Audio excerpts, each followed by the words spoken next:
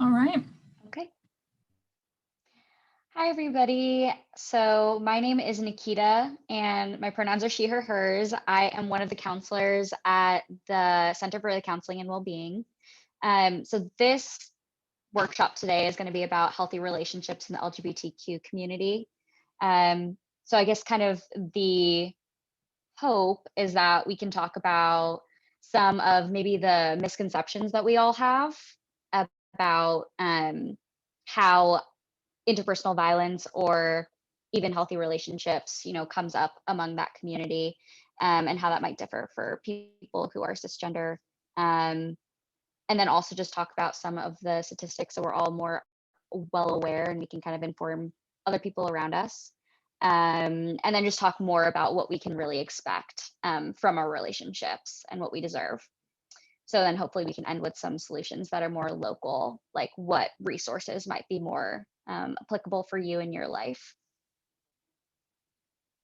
Yeah, so starting off, there are some myths that at least I've heard out and about. So the first one is that interpersonal violence or domestic violence, sexual assault, anything, maybe even just toxicity in relationships are a straight issue, or something that we find, maybe even you've heard of survivors being constantly referred to as she or a woman, or you've heard perpetrators being identified as he or him. And there's, a place for that in statistics and for what has been found. But the harmful part of it is that it assumes that people who are not cisgender women are suffering from interpersonal violence or sexual assault, right? And so if we're kind of placing invisibility on that, we're not really able to help those people to normalize what's happening and to be able to provide support the way that we should. The next myth would be that both parties or all parties in um, an unhealthy situation hold some sort of responsibility in the situation, which isn't true. And I think this is really, really common because we're trying to find some explanation. Defenses are pretty common. So, down here I put that hitting and spitting are pretty common defenses to someone gaslighting you or hitting you, which is not okay. And it's really those actions that are not okay. So, some way that I heard it being explained that I feel like is the most clear is when we think about power dynamics. Power dynamics can be seen between our identities or anything. It could be one person is out to their family as gay or bisexual or a part of the LGBTQ community, and then one person's not, and that can be um, kind of a source of um, privilege, I guess, in some way to hold it against someone else or use it to kind of create like a difficult situation for them. So basically, the bottom line is whoever has more power in that situation typically is the one who's holding more responsibility in whatever the unhealthy situation is. Last one, it's impossible to love someone who abuses you. So this is a myth because there's definitely more complexity to domestic violence situations. It says this assumption just leads to survivors feeling embarrassed or guilty for having that love of their abuser. It certainly can be true that you love someone and also feel harmed by them. And that does not take away from the fact that it's an unhealthy situation. So these are the facts that we want to remember. So, according to the CDC, 2013 survey, higher rates of IPV or interpersonal violence were found among LGBTQ partners rather than partners who were identifying as non-LGBTQ. And then among that community who responds yes, that they are experiencing abuse at some point during their lives, 61% identified as bisexual women. So that would be, the population that is potentially most at risk. And then you can see it kind of goes down as 44% identified as lesbian women, 37% as bisexual men, and 26% as gay men. And then, we can see from that list, we hadn't really talked about people who identify as trans. So focusing on them now, gender minorities.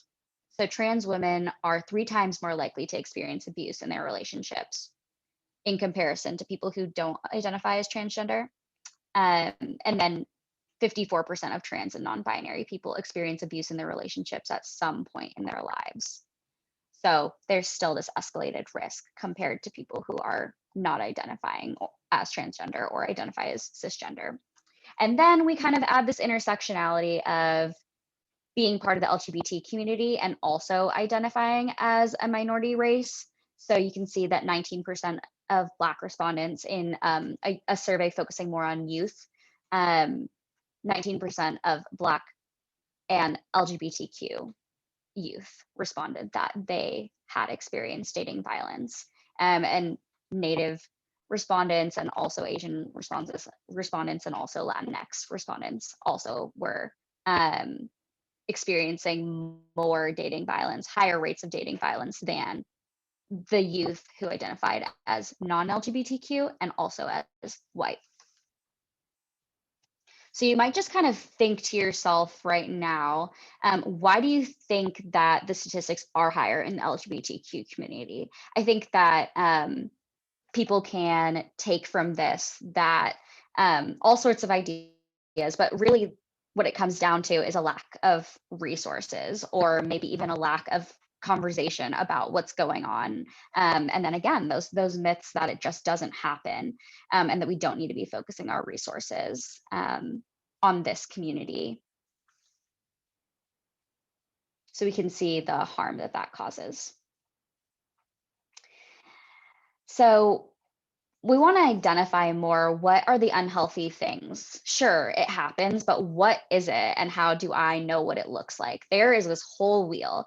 It's called the power and control wheel, and this one is specific to LGBTQ plus community members so that we can kind of see that it's not just these inner parts of the wheel, which would be economic abuse, controlling your partner's finances, making threats, using intimidation, emotional abuse, isolating them from other important people in their life, denying, gaslighting, using children as some sort of leverage, or again, using privilege, which we talked about. It is on the next level also using transphobia, biphobia, homophobia, heterosexism, all of these concepts against your partner because of this additional identity that puts them at risk, really. So you might just kind of pause the video here and look further into what is unhealthy, what stands out to you. You might think, what did I not consider as unhealthy before? What did I already know? And in contrast, very important, we want to focus on this healthy wheel for what equality essentially looks like in relationships.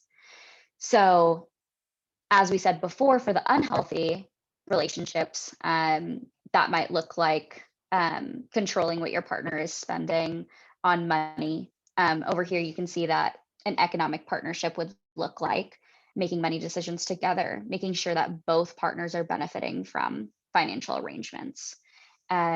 The other areas talk about negotiation and fairness, non-threatening behavior, showing respect by being non-judgmental towards your partner and affirming, validating, valuing their opinions, trust and support, honesty and accountability, responsible parenting, and then shared responsibility in other aspects. So you can see even here, this one has not been adapted to fit the LGBTQ community, which is a problem. And if someone finds it or ends up making it, I mean, props to you, that would be helpful. But you can see how it mentions here under respect, listening to her non-judgmentally. And that's how the power and control wheel used to be. And so you can also see how we're kind of leaving people out of the conversation and maybe what that does to the LGBTQ community when they're dealing with, unhealthy situations or maybe even just identifying like what healthy looks like for them. So that's why we're going to kind of remedy that now. There are additional barriers for people who are part of the LGBTQ community, and additional things that are going to be necessary to show that respect. So here are some options. So is your partner respecting your choice, your chosen pronouns or name? Boundaries that you've placed, that could even mean having the right to be out in a certain space and not out in another space, because that's, you know, your boundary and your process, and your identity to kind of using the confidential ways that you want to, right? So they give me space to hang out with my friends and family without thinking that I'm cheating or any other assumption, of course. Doesn't take my money or tell me what to buy, doesn't threaten to out me to other people, doesn't tell me that I'm not a real lesbian or gay man or trans person or any other identity just because of anything. This says because I don't have sex the way that they want me to, which is imperative, of course, but there can be, you know, other things that it just does not, it's not healthy to be told that you're not an identity because of any certain stereotypes. So just for kind of added representation, I thought that we could look at a couple of videos. So these are going to be videos of like popular queer relationships in TV shows that at least I watch. So the first, we'll start off with the Fosters, and I just want you to look for kind of the reality in the representation. Obviously, this is still a TV show, so it's not going to be perfect, but I will say there are both, you know, healthy things here, and there are also unhealthy things, which, you know, we want to show what both kind of look like, and really the point is in how to identify this within the LGBTQ community. So be thinking about that.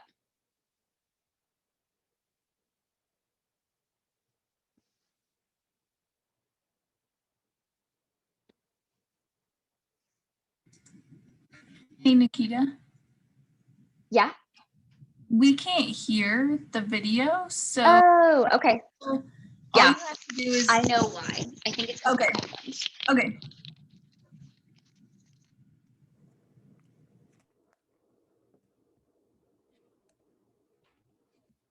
Okay. Can you speak now? Can you hear me? I can hear you now. Okay. Let's try this one more time, because I think because my computer speakers were going on through my headphones, you probably couldn't hear it. Okay. Should we try it one more time? Yes. Okay. I'm calling you. Good. I'm here. Yep. Sorry, I was in the Thanks. No, I know. I called your office too. I said you were not on call today. Hey, I don't want to hear it. Go pour yourself another glass of wine. What? Go back to work. If you want to save all the kids in the world, fine. But we have a kid here at home who's sick. And he needs saving too.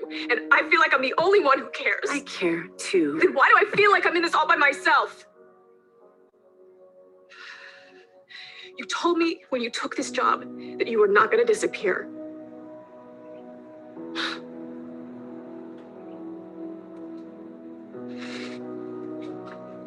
I'm sorry. I'm sorry. I'm sorry. I'm here. I'm here. I'm sorry. I'm sorry.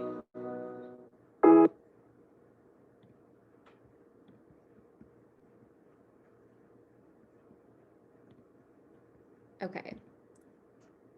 So, you know, from that, you might be thinking, what were some of the things that I saw there that would support the relationship? What are some things that maybe I wouldn't want in my own relationship? Because healthy and unhealthy can, I mean, there are definitely these red flags that we want us all to be aware of, but I also want you all to be able to kind of define that for yourself and what your boundaries are.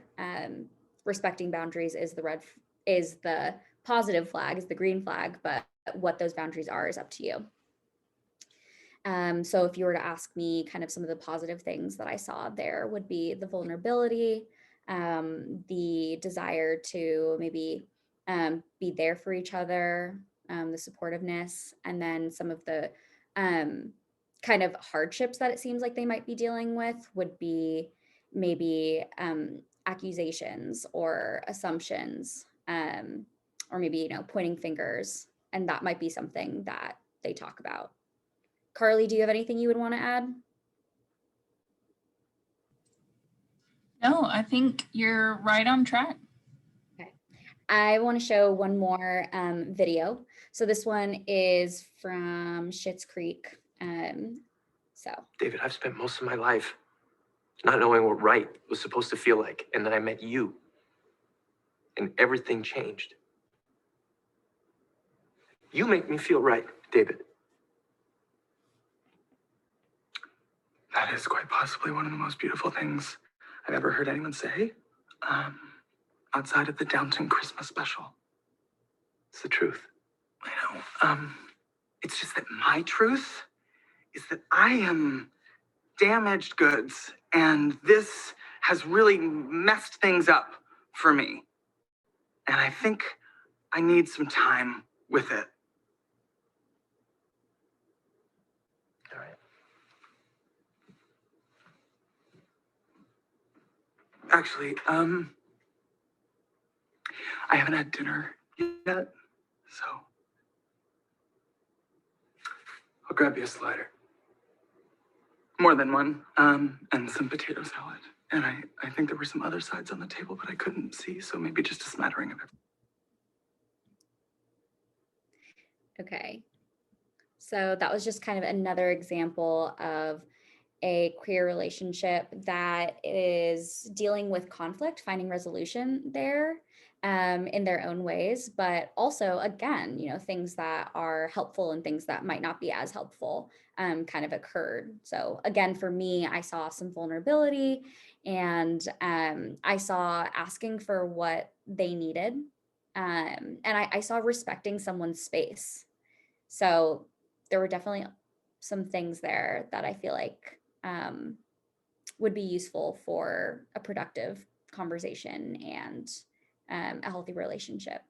And you might ask yourself too, you know, what are things that would impede on my boundaries as well? Or what, you know, maybe you are someone who that lack of commitment that was being shown, or that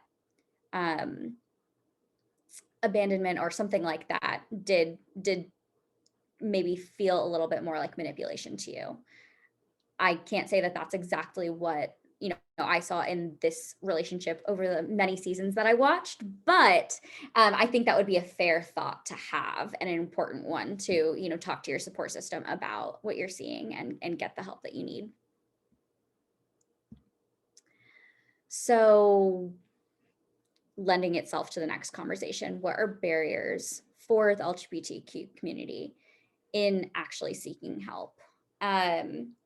So again, I definitely want you to be thinking about these things on your own time. A couple of the answers that I would come up with are that things can be so gendered. So at domestic violence shelters, there's not always, for their own legal reasons at this time, there's not always an opening for people who identify as trans, or sometimes as people who identify as men. And that can be difficult when you're trying to flee a situation and don't really have other financial resources or housing, because I mean, that really limits your options.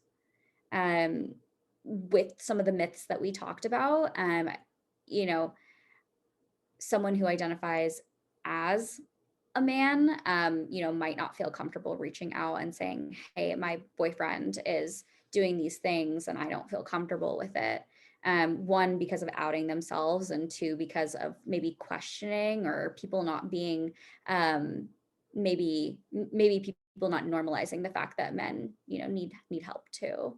And then for people who identify as trans, I mean, I think that is difficult when you might identify as a trans woman and then you're staying with other women who have their own discrimination or responses, and then that's just a basically it's an additional barrier. So someone's already going through trauma and violence and kind of this unhealthy pattern, and then they're also being met with probably slights or, you know, pinpricks, microaggressions, or macro, really. So that can be a barrier to actually wanting to talk to people. And then the main thing is, let's talk about police. People haven't always, you know, felt comfortable with the police and how they handle situations of violence with violence. So that can be really scary for people who already feel targeted. So those are just a few, and you can think up some more. So here are some safer resources. We do have a #MeToo group for people who identify as female identified survivors, just for people who really, we have that gender like rule typically just for triggering events for certain participants. See, we have the Women's Research Center, the Student Alliance for Equality, or SAFE, and then this website over here that has a lot of different resources that you can access, even for parents of youth who are coming out or things like that. And then, of course, us, Center for Counseling and Wellbeing. And then we have Project Speak. Carly, did you want to speak to any of these resources a little bit more in depth?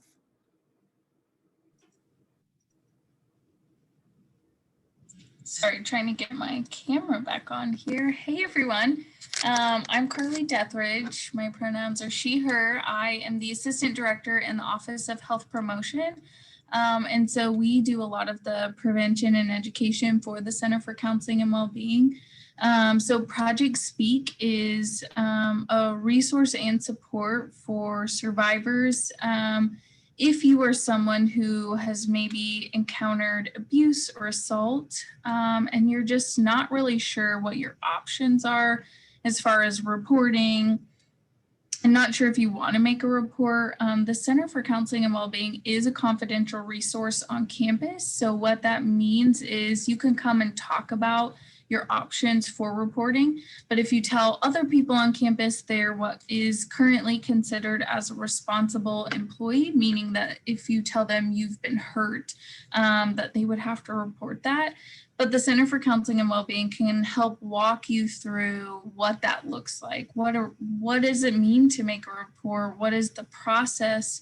And what are your options for reporting? So that's something really important to know as well. The Women's Research Center and SAFE are both UCO resources as well. The Women's Research Center is in Thatcher Hall, and SAFE is overseen by Dr. Macy, so you can get in contact with them via UCOR if you want more information. And if you are wanting to make a report about something you're seeing on campus and you're not necessarily sure where to go, what to do, if you search on the UCO website reporting form, you can report a variety of things. You can report bias incidents, you can report hazing, gender discrimination and misconduct, concern about another student. There's all kinds of different reporting forms on there. And there are other people on the other side of that who are really checking those reports and checking in with the people who the report is made. You can also do that anonymously as well.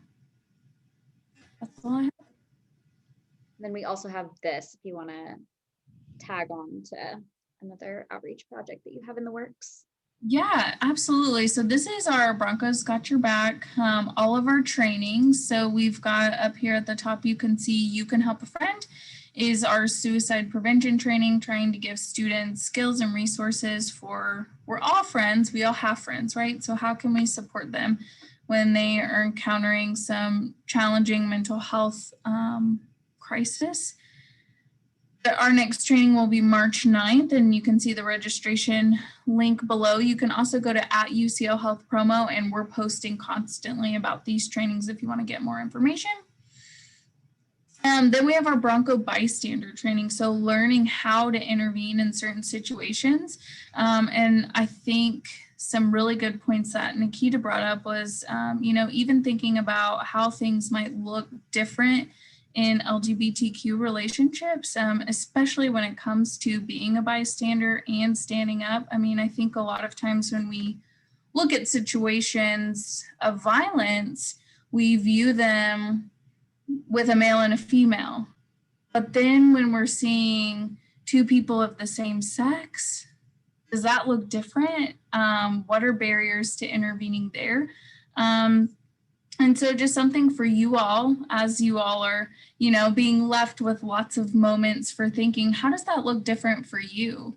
And there are some ambiguities, right? Is this a couple? Are these people friends? I mean, there's so many different things that we don't know in these situations, but our bystander training goes through how to intervene and what skills we can use and how we can clear up, do I intervene in this situation?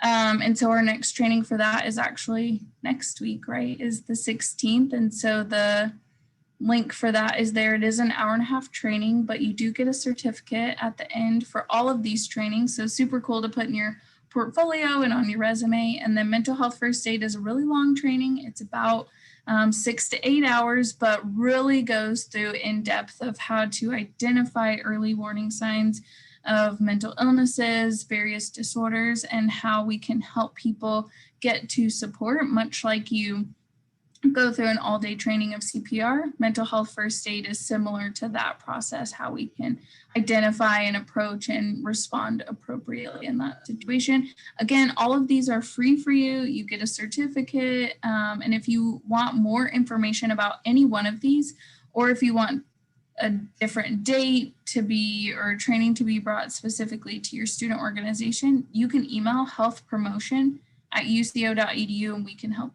you work through those details. Thanks, Carly.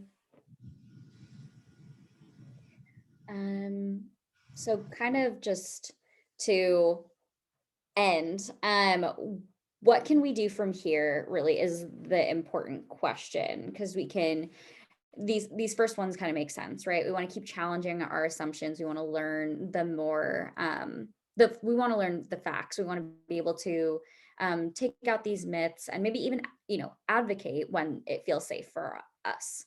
And maybe part of it is becoming a bystander, going to that training and learning about that. So then this next one is feeling empowerment and also, spreading that empowerment to others. So if you're an ally, this can be really helpful and something that you have control over. And if you're, a part of the LGBT community, then we can just kind of find our ways to self-empower. So let others know that abuse is not their fault if you're an ally again, or if you are someone who knows any survivor, right? This could be applicable, and support them in making decisions about what their next steps will be in getting help. But mainly we want to just provide those options and support them in whatever the decisions that they make are. We want to build our competency and knowledge. So going through this video is a great start, and continuing to maybe look at some of those resources, even if you won't be accessing them, just knowing how they work can be really life-changing for the people in your network. And exploring your strengths. So this is more, targeted toward those people who might be survivors in the LGBTQ community, or if you're just a part of the LGBTQ community and want to strengthen your understanding of yourself and prepare yourself for healthier relationships in the future. And then attending to self-care. And I have some worksheets that we'll definitely post so you can use for this, but I'll just show you really quick what that looks like. So, this would be a self-care assessment. So you're making sure that whether as an ally or a survivor or a part of the LGBTQ plus community, you are assessing, how am I doing? What do I need right now? And that includes your physical care, your psychological or emotional self-care, social, Sorry, I'm going a little bit slower now because I realized it could be very blurry on your end. Spiritual self-care. We actually can't see it. Really? No. Okay. Interesting. Oh, it's probably because I shared it with a different screen. So I'll share it. Well, you'll see it. It essentially is a self-care assessment. So you can keep up on how you're doing with that and making changes as needed. Whether that's talking to your therapist about what you find out, or family members, or your general support system.